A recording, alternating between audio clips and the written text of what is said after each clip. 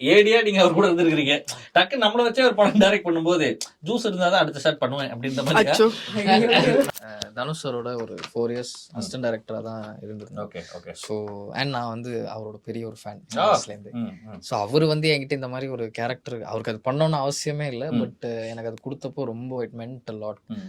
And first process பண்ணுறதுக்கே time ஆச்சு. Shooting போனதுக்கப்புறம் தான் நம்ம ஒரு தனுஷ் சார் டைரக்ஷனில் நடிக்கிறோம்ல அப்படின்ற மாதிரிலாம் வந்துட்டோம். ஆனால் கடைசியில் ஸோ அதனால் கிரேட்ஃபுல். சூப்பர். வாங்க.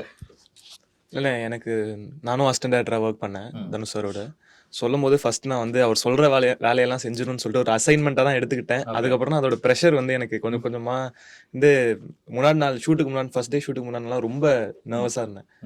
ஆனால் ஸ்பாட்டுக்கு போகும்போது சார் ரொம்ப ஃப்ரீ பண்ணி ரொம்ப கம்ஃபர்டபுள் ஆக்கி அப்படியே கஷ்டமே தெரியாமல் கொண்டு போயிட்டாரு ஷூட்டிங்கை. ஸோ அதனால அதுக்கப்புறம் செகண்ட் டேலேருந்து ஃபுல்லாக ஜாலி தான். சரி, இப்போ இங்கே வந்த உடனே வந்து ஆப்பிள் ஜூஸ்லாம் கேட்டுட்டு இருந்தீங்களே, இப்போ அவர்கிட்ட கேட்டிங்களா ஷூட்டிங் ஸ்பாட்ல? அதாவது ஏன்னா ஏடியா நீங்க அவர் கூட இருந்திருக்கீங்க, டக்கு நம்மள வச்சே ஒரு படம் டைரக்ட் பண்ணும்போது ஜூஸ் இருந்தாதான் அடுத்த ஸ்டார்ட் பண்ணுவேன் அப்படின்ற மாதிரி. நாங்கள் அவ்வளோதானே.